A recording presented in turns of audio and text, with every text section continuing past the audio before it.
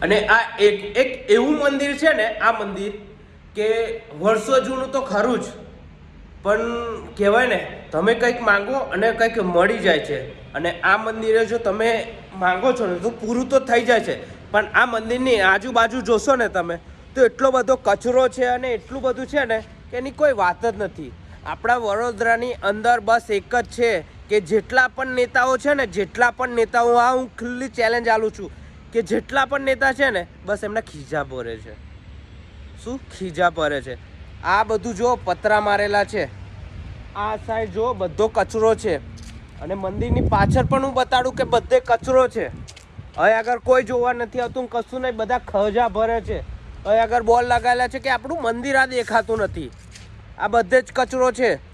તમે મિત્રો એટલું વિચારો છો કે આપણા મંદિરની એક દશા હાલત જોશો, એટલી ખરાબ છે ને. એ ખંડિત મંદિર બધા કહે છે ને, પણ ખંડિત નથી, મૂર્તિ ખંડિત નથી, પણ ઉપરનું જે હતું એ પડી ગયું છે.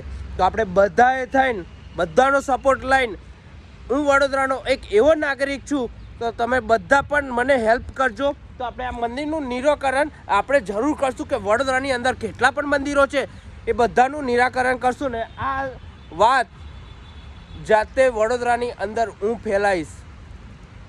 વડોદરાની વિડીયોને તમે લાઈક કરો, કોમેન્ટ કરો, ના કરો, મને કોઈ ફરક નહોતો પડતો, પણ આ વિડીયોને વધુથી વધુ શેર કરજો કે બધા સુધી આ વિડીયો પહોંચી જાય એવું કરજો. તો હર હર મહાદેવ. અને જો મારી ચેનલ છે સંદીપ સોલંકી, જો તમારે આ મંદિરના વિડીયો જોવા હોય ને તો જલ્દીથી ઇન્સ્ટાગ્રામ, ફેસબુક અને યુટ્યુબની અંદર ફોલો પણ કરી દેજો. ચલો, હર હર મહાદેવ મિત્રો.